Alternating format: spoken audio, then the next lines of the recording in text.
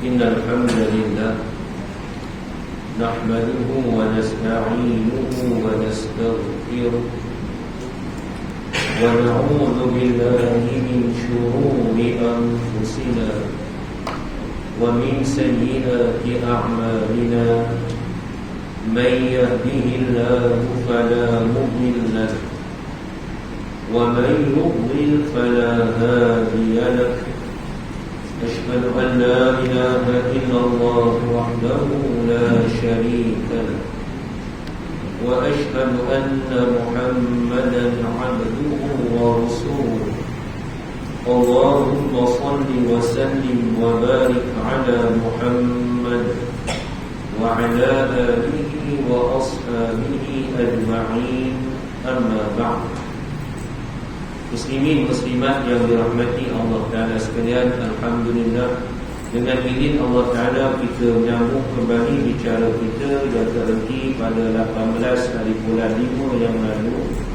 Pertemuan kita di sini dengan izin Allah Ta'ala kita baru masuk hadis yang pertama, al-hadithul awal daripada kitab hadis 40 susunan Al-Imam An-Nawawi ataupun nama sebenar Imam Nawawi yang kita ulang berkali-kali, Yahya bin Syaraf rahimahullah ta'ala, tokoh besar bidang ilmu bermadzhab Syafi'i yang meninggal tahun 676 Hijrah. Jadi kita bicara dahulu iaitulah babu perenggan, sedikit uraian ataupun syarah kepada hadis yang pertama ni pada pertemuan kita 18 hari bulan 5 yang lalu di sinilah dengan izin Allah Ta'ala. Jadi insya-Allah pada malam ni kita sambung lagi sedikit, dan saya insya-Allah tidak akan baca semua sebenarnya. Jadi bagi muslimin muslimat yang ada teks, ada kitab, jadi boleh membaca yang lain daripada itu. Cuma mungkin kita ambil hanya kepada perkara-perkara yang perlu kepada huraian insya-Allah dalam pertemuan kita, setiap kali pertemuan kita di sini dengan izin Allah Taala. Jadi saya nak pergi kepada huraian pada perenggan, sebab pada saya ni cetakan antaranya yang terawal lah, versi Jawi lah. Cuma mungkin pada sebahagian muslimin muslimat versi Rumi, tapi isinya sama aja tu, kata Opok nombor sampai isi sama aja, cuma satu versi Jawi, satu versi Rumi lah. Pada saya ni versi Jawi lah. Jadi perenggan yang sebutnya Imam Asy-Syafi'i rahimahullah ta'ala dan imam-imam yang lain berpendapat pada perenggan tu lah kita nak urai sikit lah. Imam Asy-Syafi'i ni nama sebenarnya Muhammad bin Idris rahimahullah ta'ala, tokoh besar bidang ilmu, pengasas mazhab Syafi'i dalam fiqh, meninggal di Mesir tahun 204 Hijrah. Imam Asy-Syafi'i rahimahullah ta'ala mengatakan bahawa hadis yang pertama ni lah dalam susunan Imam Nawawi ni, dalam kitab Hadis 40 ni, kandungan dia tu 1/3 daripada Islam. Sebab hadis yang pertama ni cerita tentang niat, dalam di bahasa Sungkai kan, orang Sungkai bersebut niat juga. Sebenarnya bahasa Arab niat tu kan. Jadi niat ni perkara yang penting lah. Kalau ibadah yang khusus, maka di situ antara rukunnya adalah niat sebelum nak melaksanakan amalan tersebut, seperti mana kita sedia maklumlah. Dan niat itu juga menentukan sahnya ibadah yang kita lakukan itu di sisi Allah Subhanahu wa ta'ala. Arti kata lain, Allah Ta'ala menilai niat baik kita itulah dalam melaksanakan sesuatu amalan. Jadi di sini kalau kita tengok huraian sedikit daripada hadis yang pertama ni, disebut di sini iaitu 1/3 lagi ada di dalam 2 hadis. Yang kedua-duanya ada di dalam susunan Imam Nawawi. InsyaAllah kita akan bicarakan dalam kitab kita. Antaranya hadis yang sebut tu, innal halala bayyin wa innal harama bayyin. Ini hadis sahih riwayat Imam Al-Bukhari dan juga Imam Muslim dalam kitab sahih kedua-dua mereka. Sebenarnya hadis ni panjang. Nanti kita akan cerita lah, dalam teks kita ni ada hadis berkenaan. Apa maksudnya? Sesungguhnya yang halal itu nyata ataupun jelas. Perkara yang Allah halalkan itu memang jelas. Begitu juga perkara yang Allah haramkan itu juga adalah bayyin, jelas. Kemudian ada hadis yang keduanya, min husni islamil mar'i tarkuhu ma la ya'ni. Imam Nawawi menyatakan sanadnya hasan. Saya dahulu mana semua ada dalam teks kita, ya. Apa maksudnya? Riwayat ini daripada Imam At-Tirmidzi dalam Sunan At-Tirmidzi, daripada keelokan atau keindahan Islam atau penghayatan Islam seseorang itu ialah dia itu meninggalkan apa yang tidak berguna atau tidak perlu kepada dirinya. Itu bentuk akhlak, bentuk tingkah laku. Jadi bila digabung hadis pertama ini dengan dua dari hadis itu, maka lengkaplah makna Islam itu atau penghayatan Islam itu di dalam diri seorang Muslim. Itu antara huraian siapa? Huraian Al-Imam Syafi'i Muhammad bin Idris rahimahullah. Jadi muslimin muslimat yang dirahmati Allah dan sekalian, kita tengok kepada tajuk besar berikutnya, perkara niat dan yang berkaitan dengannya. Saya nak pergi kepada faslun bab kecil di bawah tajuk tu, pengertian niat dan maksudnya. Niat ni asal bahasa Arab niyatun, dari sudut bahasanya adalah qasdun. Qasdun ataupun iradatun ataupun iradatul qalbi. Bila sebut qasdun ni tujuan hati atau kita kata menyahajakan, begitulah. Menyahajakan sesuatu. Itu sebab dalam terjemahan niat tu sahaja aku, begitu kan. Jadi diambil daripada kalimah qasdun, asalnya bahasa Arab di situ nah.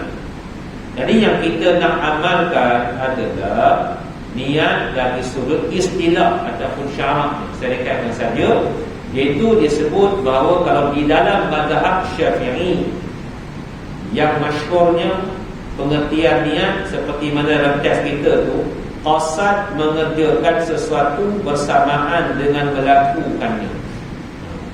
Qasdus syai'i muqtarinan bi fi'li. Itu kalau dia punya matan asalnya lah, tulisan asal di situ. Menyahajakan sesuatu bertepatan dengan masa melakukan. Itulah pengertian niat di dalam mazhab Syafi'i. Kalau kita buka mana-mana kitab mazhab Syafi'i cerita bab niat, itulah pengertian yang diambil dari sudut syarak ataupun istilah. Jadi kalau suruh bahasa ni gitulah. Orang tanya, ustaz, niat ni apa dia kalau disuruh bahasa ni? Iaitu kehendak hati, iradatul qalbi. Itu niat dari sudut pengertian bahasa lughahnya. Jadi di sinilah bermulanya kalau kita lihat di situ, iaitu terlintas dalam hati kita nak lakukan sesuatu, maka itulah dipanggil niat. Dan niat ni bukan membaca di dalam hati. Kita ulang kaji baliklah bab fiqh sedikit. Kita bukan baca dalam hati, sahaja aku sembahyang fardu maghrib 3 rakaat, kan? Bukan kita susun baca dalam hati tu. Kalau kita baca dalam hati, kata Al-Imam Nawawi rahimahullah ta'ala dalam kitab beliau yang lain, Al-Majmu' Syarah Al-Muhadzab, kitab fiqh mazhab Syafi'i yang terbesar, itu bukan niat. Jadi niat bukan membaca di dalam hati, tapi niat adalah lintasan di dalam hati untuk melakukan sesuatu perkara. Jadi bayangkan saja, lintaskan saja macam tu lah. Itu maksud niat di situ lah. Okey. Jadi isu niat ni dia melibatkan amalan-amalan yang khusus lah, seperti mana kita sedia maklum, seperti solat, puasa, zakat, Macam baru ni kita laksanakan ibadah korban, dia perlu kepada niat yang khusus. Namun dalam bab makan dan minum, kita orang kajilah bab makan minum ni dia tidak perlu kepada niat yang khusus. Tak perlulah beroya berbenar saja aku makan kerana Allah Ta'ala, saja aku minum kopi Ocena kerana Allah Ta'ala. Tak perlu beroya macam tu. Maksudnya kalau kita tak niat pun, maksudnya tak ada apa masalah. Tidaklah dianggap kita ni melakukan kesalahan.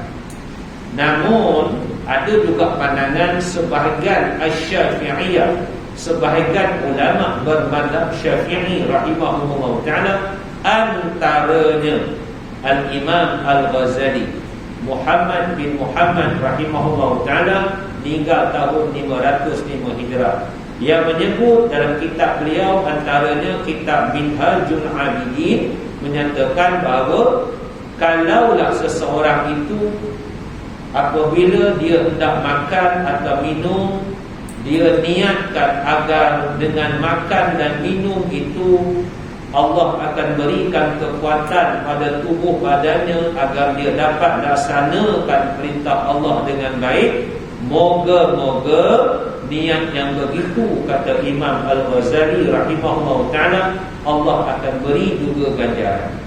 Itu ijtihad, pandangan siapa? Antaranya Imam Al-Ghazali, Hujjatul Islam rahimahullah ta'ala. Jadi muslimin muslimat yang dirahmati Allah Ta'ala, cuma dalam bab makan minum ni hanya kita besarkan Allah, dianjurkan, digalakkan, disunatkan kita besarkan Allah dengan kita baca basmalah, kan? Jadi bismillah paling kuranglah, ataupun bismillahirrahmanirrahim. Nak sambung dengan doa makan tu dipersilakan. Don't worry, be happy. Itu kita.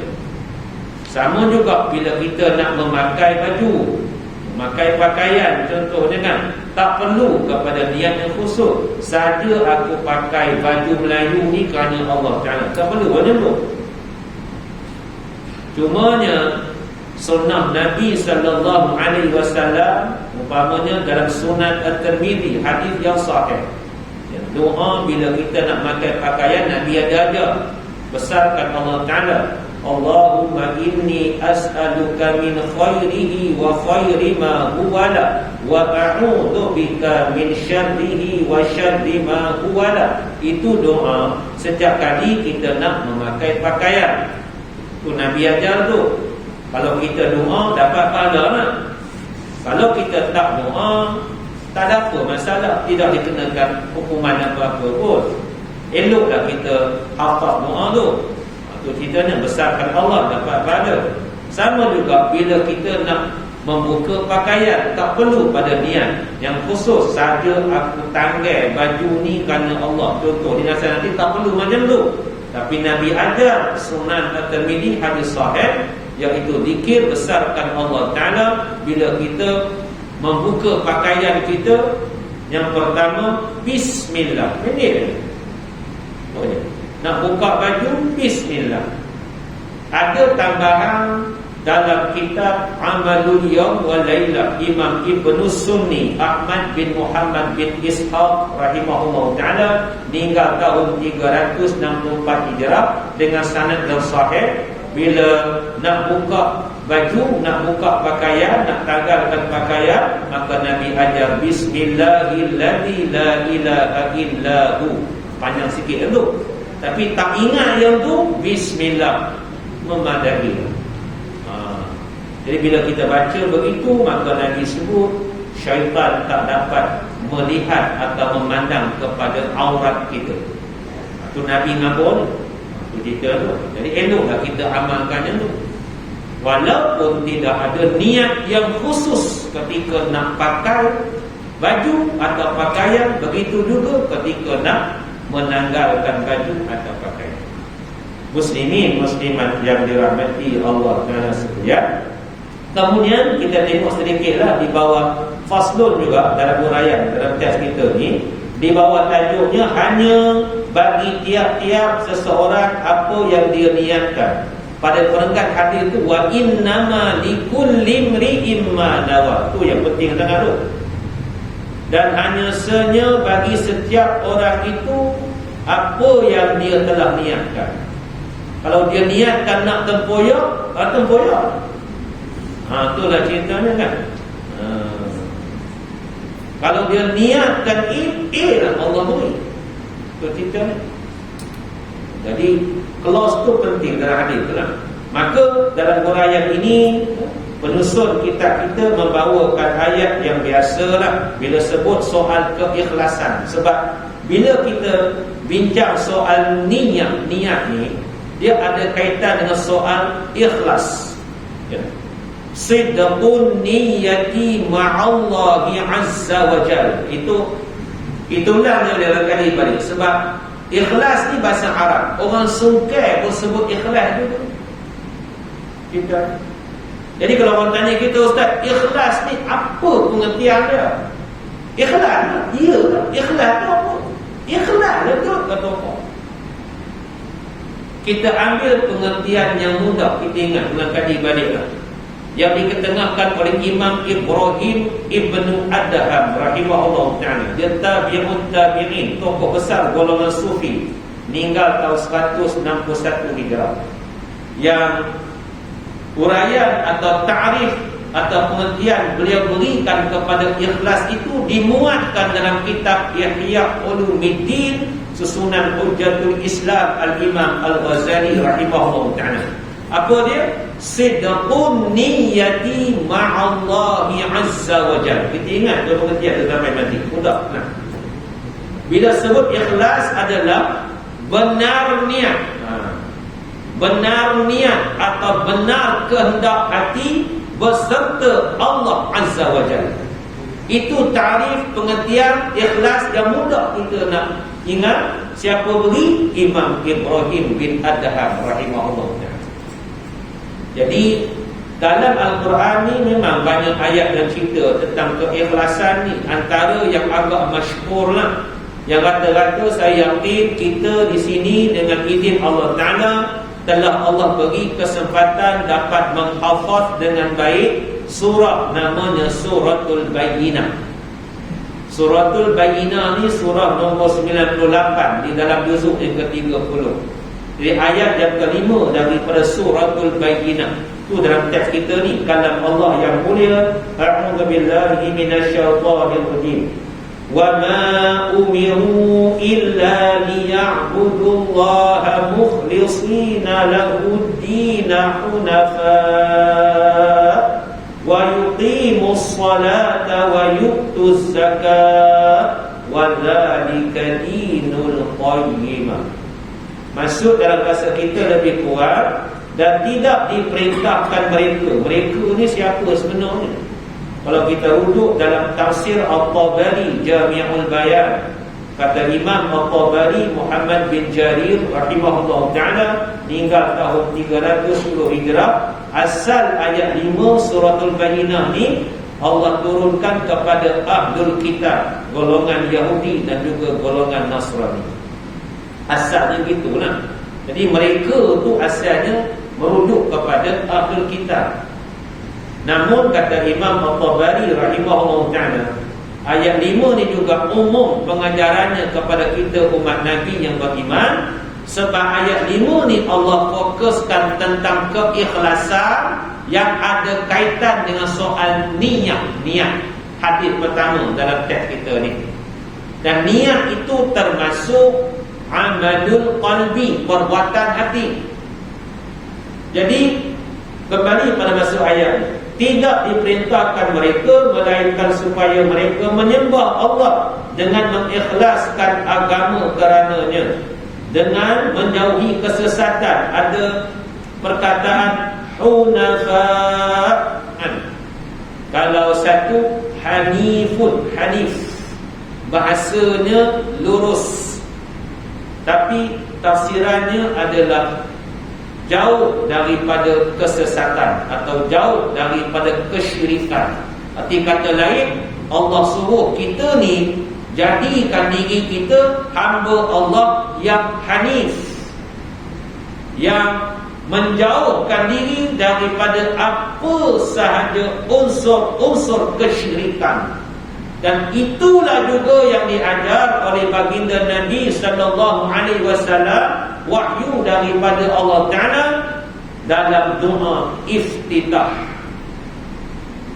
Yang kata-kata kita baca dalam solat kan, antaranya hanifan muslimah. Pernah tu lah dalam doa iftitah. Riwayat Imam Muslim dalam kitab Sahih Muslim tu. Jadi kita mengaku dalam solat tu, doa iftitah tu, ya Allah, aku ni hamba-Mu, seorang yang hanif, seorang yang menjauhkan diri daripada kesyirikan, dan aku ni seorang yang menyerah diriku kepada apa saja yang Engkau kehendaki bagi diriku. Itu pengakuan dalam sembahyang. Cuma ada sebagian orang kampung Gunung Sungkai seringan sikit, bila dah bagi salam, Assalamualaikum warahmatullah, Assalamualaikum warahmatullah, tiba-tiba pula malam Jumaat tu dengar bunyi burung hantu, udah ngaburkan besok ada orang nak qalu. Baru dia lepas sembahyang, rasa besok ada orang meninggal ni, tiba-tiba betul pula tu, kata mana ngabuk. Padahal ni baru dia lepas solat, dalam solat baru ada ucapkan doa iftitah hanifan muslim. Tak apalah, kita balik cerita. Kita cuba nak melakukan Islam. Kita ulang kaji, termasuk saya pun kena ulang kaji hari-hari. Kena ulang kaji hari-hari, kena muhasabah hari-hari. Itulah kerja kita sampai kita mati. Muslimin muslimat yang dirahmati Allah Taala sekalian. Kemudian, dan supaya mereka mendirikan sembahyang dan mengeluarkan zakat, kerana yang demikian itu adalah dinul qayyimah, agama yang lurus, iaitu Islam yang dibawa oleh para rasul alaihi wassalatu wassalam sejak daripada zaman Nabi Allah Adam alaihi salam sampailah kepada khatamun nabiyyin sallallahu alaihi wasallam, yang hanya berbeza adalah syara'i', hukum-hukum syariat di sana. Muslimin muslimat yang dirahmati Allah Taala sekalian. Habis itu saya nak teruskan bicara yang lain tu. Muslimin muslimat ada teks boleh baca lah ya. Kita nak jimat masa kita pergi kepada tajuk seterusnya. Masih lagi huraian kepada hadis pertama ni, maksud niat orang yang berhijrah bersama dengan Rasulullah sallallahu alaihi wasallam. Kalau kita tengok sedikit pengertian hijrah, hijrah ni bahasa Arab, telah dibahasa Sungkai kan tu. Orang Sungkai pun sebut hijrah tu.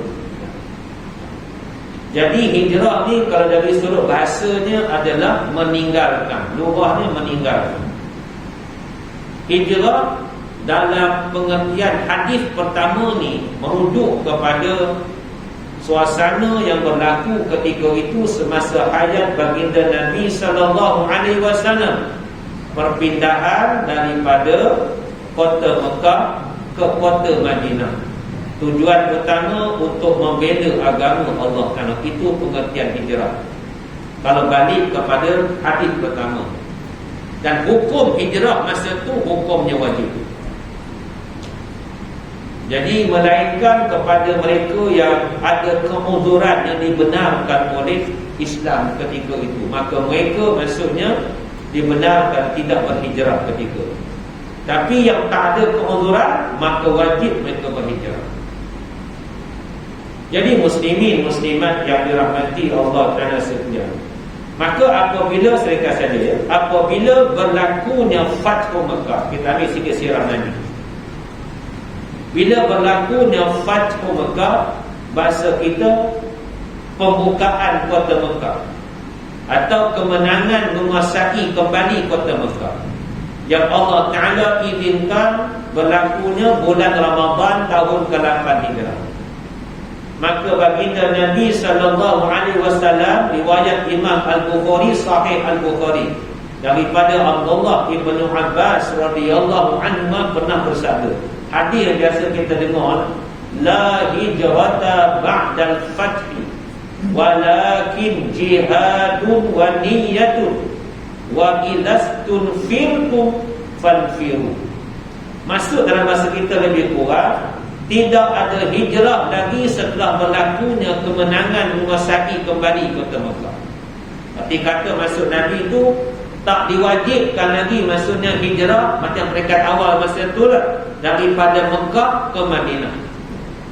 Bila Allah beri kemenangan menguasai kembali kota Mekah tahun 8 Hijrah bulan Ramadan itu, maka hukum wajib itu dibatalkan atau dimansukkan. Maka yang hanya ada Nabi sebut adalah soal jihad dan juga niat yang baik. Dan apabila kamu di dalam mana-mana zaman kamu berada, Nabi sebut kepada kita umat Nabi yang beriman, bila pemerintah Islam suruh kamu keluar untuk memerangi musuh, maka keluarlah kamu mengikut arahan tersebut. Itu aja Nabi pesan macam tu lah. Jadi apa yang penting kat kita ni, nak ambil pengajaran hadis pertama tentang hijrah tu, kita nak ubah diri kita ni daripada keadaan yang tak berapa baik kepada keadaan yang lebih baik lagi.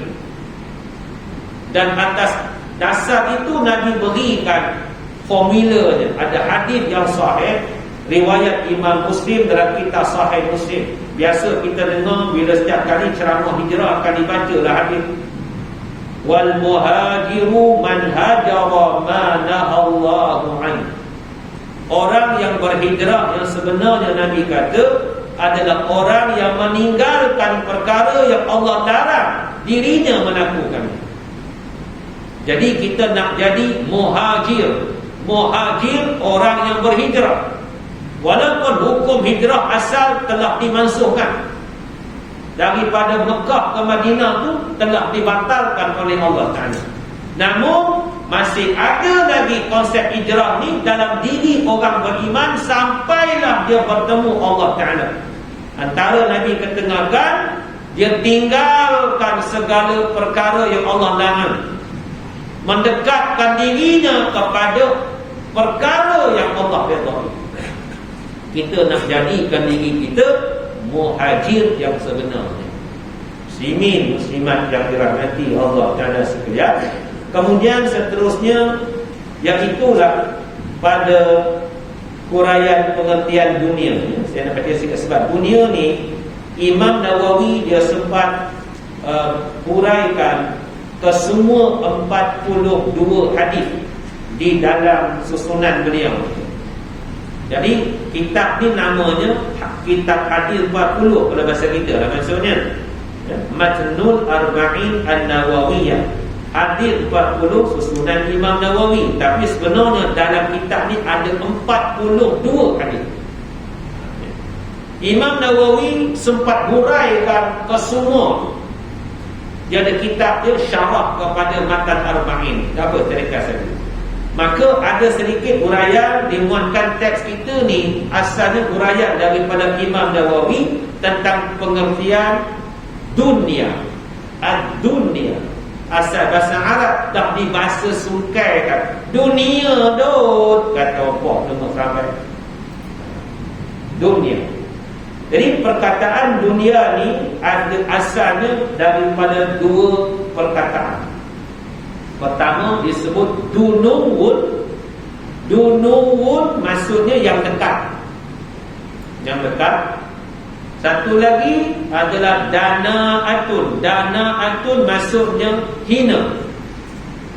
Erti kata lain kalau kita gabungkan, ini kaedah bahasa lah, gabungkan iaitu dunuwun dengan dana'atun, gabungan tu jadi dunia. Jadi bila sebut dunia ni mudah nak faham bahasanya, sesuatu yang dekat tetapi hina. Sesuatu yang dekat tapi hina. Itu mudah kita nak faham. Maka di sini kalau kita lihat di sini, saya nak baca sedikit. Perkataan dunia adalah umum, itu dalam teks kita, yang itu meliputi apa saja yang ada termasuk dalam makhluk manusia. Itu sebab kalau kita tengok dalam hadis itu, orang yang hijrah li dunia, dia hijrah berpindah tu sebab untuk urusan ataupun perkara melibatkan soal keduniaan, maka dia akan dapat apa yang dia niatkan tu nak. Kalau semata-mata dia hendakkan sesuatu daripada dunia ni, maka itulah niat dia Allah beri. Jadi dibawakan iaitu sebahagian daripada ayat di dalam surah Ali Imran, kan? Ini ayat yang ke-14 daripada surah Ali Imran, itu dusuk yang ketiga, surah yang ketiga di dalam Al-Quran. Kata Allah yang mulia, a'udzubillahi minasyaitonir rajim, zuyyina lin-nasi hubbus syahawat. Maksud pada dalam teks saya ni tak disebutkan nama ni, nombor ayat. Tak silap saya ayat yang ke-14 itu, ayat ke-14. Permulaan ayat yang ke-14 daripada surah Ali Imran, surah yang ketiga, dusuk yang ketiga dalam Al-Quran. Apa maksudnya? Dihiaskan kepada manusia kesukaan kepada syahwat, iaitu golongan wanita yang pertama lah. Jadi kalau kita tengok ayat ni juga nak cerita, ayat 14 surah Ali Imran nak cerita itulah sebahagian daripada apa yang dikatakan dunia. Arti kata lain, dunia ni dia penuh dengan keseronokan, itulah. Seronok betul, yang kadang-kadang banyak membawa akhirnya kepada kehinaan bila bertemu Allah Ta'ala. Tak salah kita ada perasaan gembira seronok tu, tapi biarlah kegembiraan kita di dunia ni, keseronokan di dunia ni berakhir dengan as-sa'adah, kebahagiaan bila kita bertemu Allah Ta'ala. Kita tak mau ingka berbenar di dunia ni, bahasa sungkai pula. Seronok berbenar, ingka berbenar. Ketika di dunia ni, akhirnya ingka berbenar tu membawa lawan kepada as-sa'adah, iaitu asyaqawah, kecelakaan bagi kita bila bertemu Allah Ta'ala di akhirat. Na'udzubillah. Jadi ayat 14 daripada suratul Nisa, surah Ali Imran tu, Allah nak dedahkan sebahagian daripada kesenangan kehidupan dunia yang kebanyakan orang rata-ratanya berebut-rebut untuk mendapatkannya, dan berlaku juga dalam perebutan nak dapatkan itu sifat tamak halal. Untuk kita rekapkan saja. Jadi muslimin, muslimat yang dirahmati Allah Ta'ala sekalian, maka tu yang berlaku dalam hadis pertama ni. Ada yang hijrah masa tu ke Madinah, tujuannya bukan nak bela agama Allah, tapi tujuannya nak dapatkan madiyah, kebendaan yang bentuk dunia yang tercela itu. Dan ada juga yang berhijrah masa itu niatnya adalah untuk berkahwin dengan wanita yang ada di Madinah. Maka dia dapatlah niatnya begitu saja. Itulah ceritanya nak. Tak apalah, dapatlah juga, malang lagi apa pun tak dapat. Sebab kadang-kadang kehidupan kita ni, kadang-kadang Allah tak beri apa yang kita nak tu. Teringin nak makan royak sampai ke sudah tak dapat. Teringin nak makan jeruk maman sampai ke sudah tak dapat. Contoh begitu. Itu pengalaman kita masing-masing dalam kehidupan. Ada yang Allah beri, ada yang Allah tidak beri pada kita. Jadi muslimin, muslimat yang dirahmati Allah Ta'ala sekalian, balik kita maka di dalam perbahasan seterusnya pada bab ataupun perenggan yang sebut perkara amal dan yang berkaitan dengannya, maka di sini ada huraian daripada Al-Imam An-Nawawi rahimahullah ta'ala tentang keikhlasan. Saya rekas saja ya.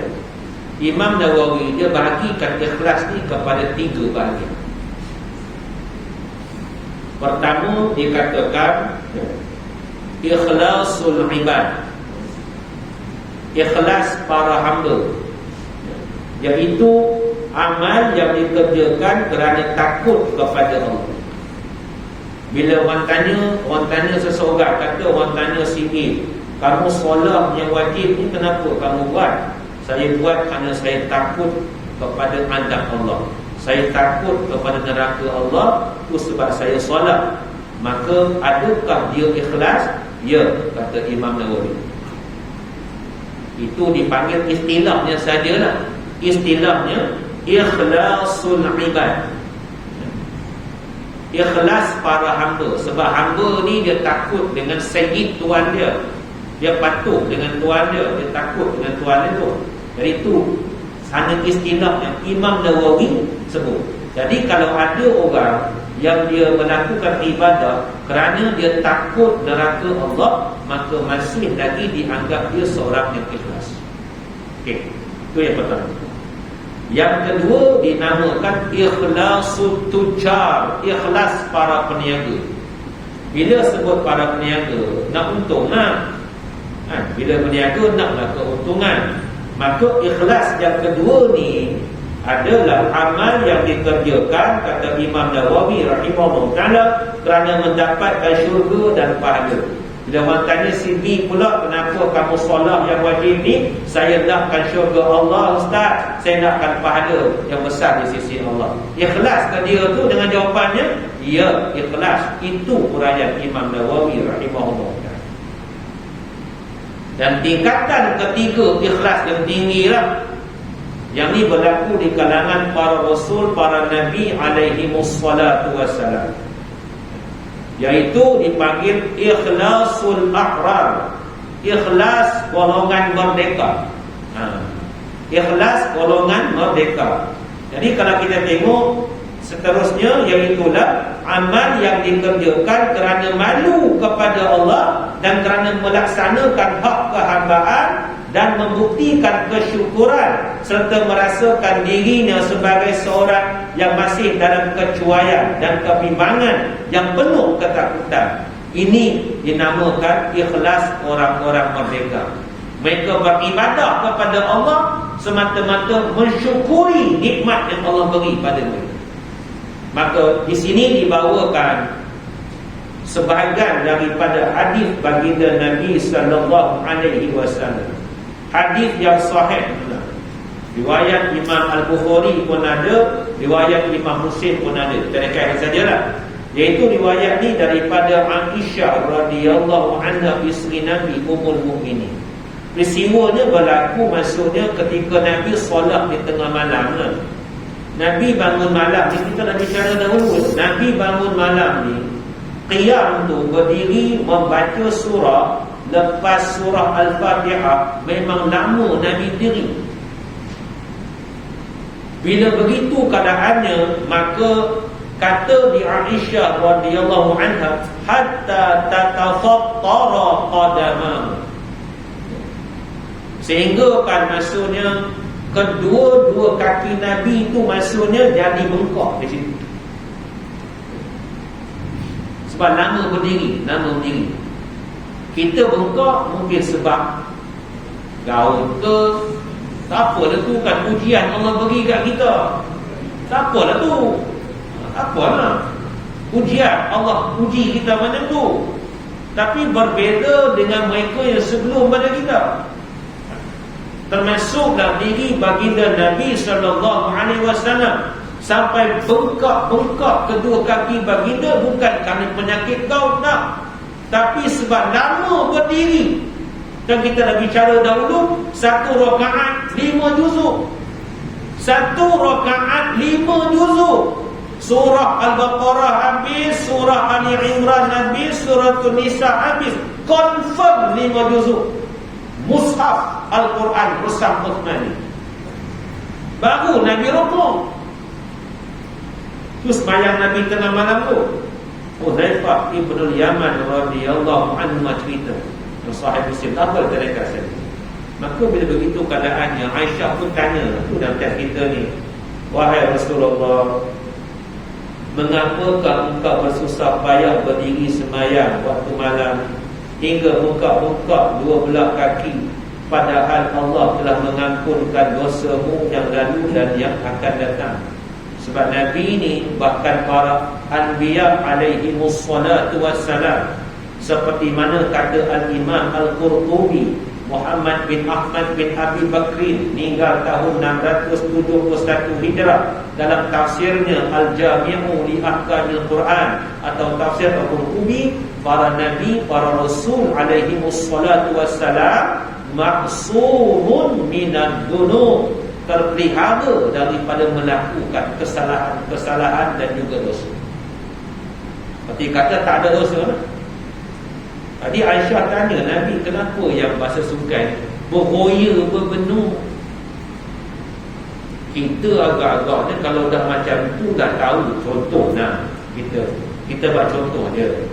Kata dah tahu dah tak ada dosa, dah tahu dah jadi ahli syurga, contohnya lah. Rasa-rasanya nyandor pada kerja ni. Masa masuk care ni, apa pun tak buat. Teman dah confirm dah, mikir lah. Tu maka penguntung sungkai. Tapi berbeza dengan diri baginda Nabi SAW. Maka jawapan Nabi ni yang Imam Nawawi huraikan bentuk keikhlasan golongan merdeka, ikhlasul akrar. Maka Nabi jawab, afala akunu abdan syakura, wahai Aisyah, apakah tidak layak aku ni jadi hamba Allah yang bersyukur kepadanya? Maka Nabi bangun malam tu, 1 rakaat 5 juzuk Nabi baca. Baru Nabi rokok pun sama lama masa membaca 3 surah yang panjang tu. Kata Hudzaifah radhiyallahu anhu, kita lama-lama rokok tolong itulah kita nak laksana solatul tasbih, termasuk yang kat depan ni sama. Sunat tasbih tu pun penting. Tu kita padahalnya 10 kali dah baca. Dalam banyak tempat 10 kali je kita baca. Itu pun bila sujud pun, bangun sujud udah noyong aku daud kata apa. Itulah kita. Jadi itu kita tak apa lah. Jadi ini bentuk kesyukuran yang baginda Nabi SAW lahirkan di situ. Ya. Setiap malam je kita balik tu sampai buka-buka kaki. Jadi di sini kesimpulannya, amal yang ikhlas ialah amal yang diqasadkan, ditujukan kehendak hati itu masuk qasad tu kepada Allah, tidak kepada yang lain. Dalam hadis riwayat ada nota sedikit tu, menurut keterangan Tawus. Tawus ni siapa? Dia ni tabi'i, berasal daripada Yaman. Tawus bin Kaisan nama sebenarnya, tokoh besar bidang ilmu, meninggal tahun 106 Hijrah di Mekah Al-Mukarramah. Diceritakan bahawa seorang lelaki telah datang kepada Rasulullah sallallahu alaihi wasallam. Dan lelaki itu berkata, wahai Rasulullah, ada seorang lelaki yang bersedekah dan dia tu suka supaya dipuji orang dan diberikan pahala kepadanya. 2 benda yang dendam lah, 2 benda. Dia beri sedekah. Yang pertamanya, dia nak orang puji dia, dia suka macam tu, dan dia nak juga pahala di sisi Allah. Okay. Ketika itu Baginda Nabi diam seketika sehinggalah Allah turunkan ayat 110 daripada suratul Kahfi. Surah yang ke-18 Yusuf yang ke-16 dalam Al-Quran. Ini ayat terakhirlah daripada suratul Kahfi. Kalam Allah yang mulia, a'udzubillahi minasyaitonir rajim. Faman kana yarju liqa'a rabbih falyamal 'amalan shalihan wa la yusyrik bi'ibadati rabbih ahada. Maksudnya, maka barang siapa mengharapkan pertemuan dengan Tuhannya, di situ ada kalimat yarju. Jadi yarju ni kalau kita keluarkan bentuk masdarnya, kata terbitan, ismul masdar, maka ia adalah kalimah rojaun. Rojak, bukan rojak, bukan kita makan rojak pula. Rojaun, pengharapan. Pengharapan. Jadi kita harapkan pertemuan dengan Allah, kita yakin pertemuan dengan Allah, dan mengharapkan dan yakin Allah Ta'ala akan beri kita apa yang Allah telah janjikan atas kerja buat kita yang baik ketika di dunia. Yang pasti utamanya adalah keimanan. Maka itu maksud yang di sini lah. Maka ketika di dunia Allah bagi tahu hendaklah dia itu beramal dengan amal yang saleh. Amal yang saleh ni bahasa mudah nak faham, apa saja amalan atau perbuatan yang Allah redai, itu disebut amal saleh. Sebab saleh tu baik, bahasa sungkai ni amal baik. Apa maksud tu amal baik? Amalan yang Allah redai, itu masuk amal saleh. Itu yang pertama. Yang keduanya lebih penting, janganlah dia mensyirikkan Allah dengan sesuatu ketika dia melakukan ibadah tersebut. Jadi dia kata maksudnya kalau orang ni ada dua niat dia nakkan dipuji, nakkan juga pahala di sisi Allah, berdasarkan pada ayat 110 surah Al-Kahfi, Allah Ta'ala tak mau terima bentuk yang macam itu. Yang hanya Allah terima adalah dia lakukan amalan semata-mata mengharapkan ganjaran ataupun keredaan di sisi Allah Ta'ala, tidak yang lain daripada. Riwayat ini riwayat Imam Al-Hakim Muhammad bin Abdillah, meninggal tahun 405 Hijrah. Dalam kitab beliau Al-Mustadrak ala As-Sahihain, masa tak mengizinkan. Sebenarnya riwayat ni sanad dia tu ada sedikit kelemahan. Ada sanad riwayat yang lebih kuat lagi. Apa dia? Opah kata see you next time. Masa tak mengizinkan, kan? Apalah, kita akan cerita sanad riwayat yang lebih kuat lagi, sebab turunnya ayat 110 surah Al-Kahfi ini. Juga riwayat Imam Al-Hakim dalam kitab Al-Mustadrak ala As-Sahihain. Wallahu ta'ala a'lam bishawab. InsyaAllah panjang umur Allah izinkan kita akan sambung lagi lah. Yang penting kita teruskan pengabdian diri kita kepada Allah Ta'ala. Kita doa kepada Allah agar Allah beri kekuatan untuk kita terus mendekatkan diri kepadanya sampailah kita bertemu dengan Allah Ta'ala dalam keadaan kita sedang melaksanakan kepatuhan terhadap perintah Allah Ta'ala, insyaAllah. Wallahu ta'ala a'lam bis-shawab. Bismillahirrahmanirrahim. Alhamdulillahirabbil alamin. Wassalatu wassalamu ala asyrafil anbiya'i wal mursalin wa ala alihi wa sahbihi ajma'in. Allahumma ij'al jam'ana hadha jam'an marhuma wa tafarruqana min ba'dihi tafarruqan ma'suma. ربنا آتنا في الدنيا حسنة وفي الآخرة حسنة وقنا عذاب النار. ربنا زدنا علما.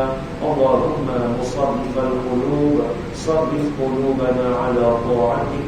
وصلى الله على محمد وعلى آله وصحبه وسلم والحمد لله رب العالمين. تقبل الله.